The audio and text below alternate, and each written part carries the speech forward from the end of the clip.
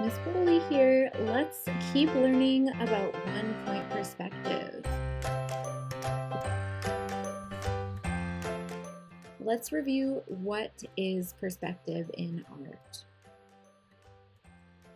So perspective is a technique that artists use to create depth in their art. So as we know, a drawing or painting is flat, but using the techniques of perspective can create the illusion of a 3D space on a 2D surface. So perspective is using lines, colors, and shading to create space on a 2D surface. You will need a pencil and eraser, paper or your visual journal, a ruler, a Sharpie or a pen for outlining. That's optional, but it's nice to have.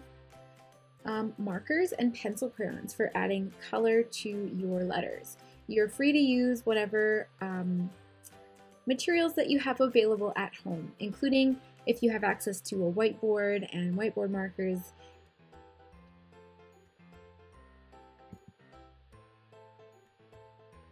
Okay, let's get started. All right, so I'm starting with my sheet of paper and a ruler, and I'm going to draw my horizon line close to the bottom of the piece of paper, so about 2 to 3 inches. And I'm drawing my vanishing point right in the center. And then I'm going to draw 2 horizontal guidelines. So I'm drawing them super light, and these are going to show me kind of where my letters are going to go. Okay, so I'm spelling the word high with an exclamation point. So pick a word that's about 3 or 2 letters, and then space the letters out and gently sketch them. So see how I've written H-I exclamation mark. I've spaced them out and I've done it super light. Now I'm taking my pencil and I'm doing darker pressure, and I'm just kind of making those letters into block letters. So I'm going on either side of those light guidelines that I have drawn. So this is gonna help me make sure that all of my letters are actually going to fit on the page, and I'm not gonna run out of space. So it's kind of hard to see exactly how I'm going on either side. But what I mean is on the left side and the right side of the guidelines that I've drawn, going around the guidelines. I'm not using those in my letter. All right, so I have a block letter of the letters H-I exclamation point. So now I'm going to clean it up by erasing some of those guidelines. All right, I think you probably guessed what's coming next. So I'm going to take from each corner of my letter. So what I mean by corner is each time that 2 lines intersect with each other, I'm going to draw an orthogonal line down towards my vanishing point. And if I come across any parts where the orthogonal line would be behind the letter, then I won't draw it. So there. Oh, that one I wouldn't draw because it would be behind. Okay, right there. So every corner is going to go down to an orthogonal line down to the vanishing point. Okay, so there's that corner. And I'm not going to draw that line all the way down because I know it's going to be behind the H. Now, because I didn't draw my letters with a ruler, there's some lines that maybe I won't need. I might have needed if I had drawn it with a ruler, but I don't need now.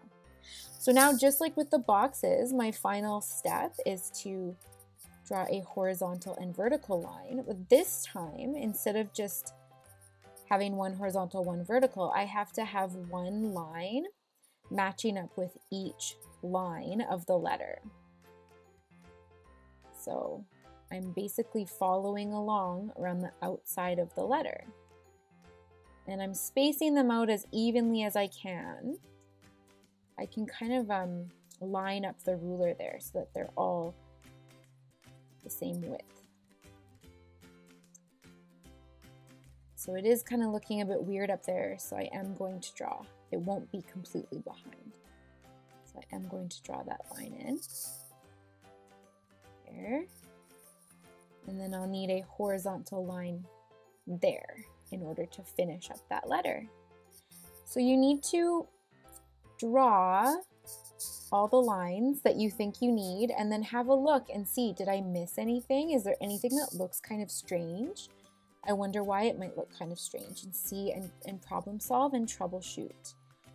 So now I'm going to erase those orthogonal lines and any other lines, like for example the horizon line, I would erase from where it is underneath the H. So that's my first letter, all done. So some letters are a little trickier than others, for example, curved letters. So I recommend to just draw all of your letters in block letters, okay? Even if it is a curvy letter like a C, you can draw them in block letters.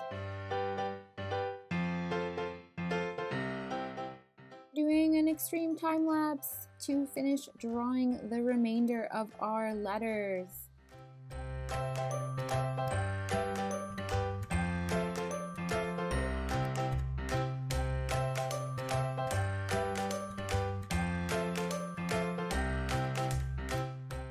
Okay, so I've sketched in all the letters and I've colored a whole letter.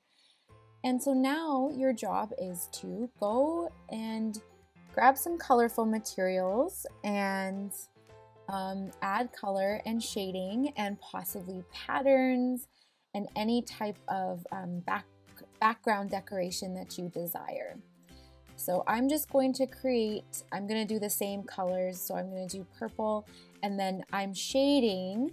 So I'm having the letters become darker as they go closer to the vanishing point with the darker green, and lighter as they get closer up. So because these are imaginary, we can kind of do whatever we want for the color that we're adding.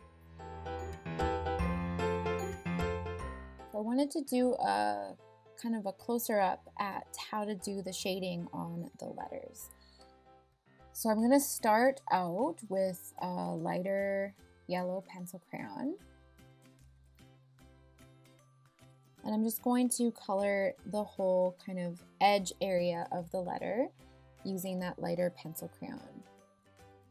So if you are doing a gradient where you're making one color fade into another color with pencil crayons, it is usually a good idea to start with a base of the lighter color. Right, so I am pretending that the light source is up here. So it's kind of shining on the top of the letters. And so there's a shadow being created on the area of the letters that's farthest away from the light. Even though, again, these are imaginary letters, it is kind of good to think about what kind of visuals they would have in real life, just to ground it in sort of real life. So now what I'm doing is I am gently using light pressure, shading in the bottom area of the letters. And as I get very close to the edge, I use hard pressure. I press harder so that the color is darker. And as I get closer to the purple area of the letters, I lighten up the pressure so I can create that illusion that it's getting lighter as you move closer to the purple area. So anywhere that there's an edge like that little section there, I'm creating a sort of a dark line with the pencil crayon. All right, so I hope that helps, and I hope that you experiment using some different techniques with your pencil crayons.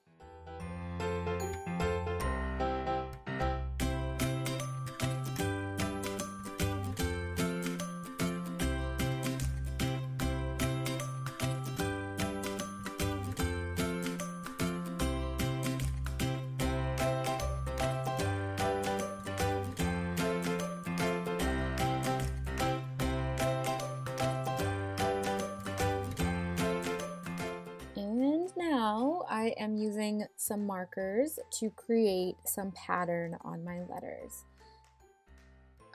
So with my H, I had drawn some of these curved lines and repeated them and just done those kind of in the center of the H. Kind of looks like fish scales or something like that. And so for the I, what I'm going to do is just do kind of like some lightning bolt zigzag lines, and then I will be coloring them in with my black marker. So I'm trying to think about how I can add interest to the letters, but how I can also make sure that I kind of keep it under control a little bit so that they're still readable by the viewer. So you can go ahead and it's optional. You can add some patterns, some designs to your letters.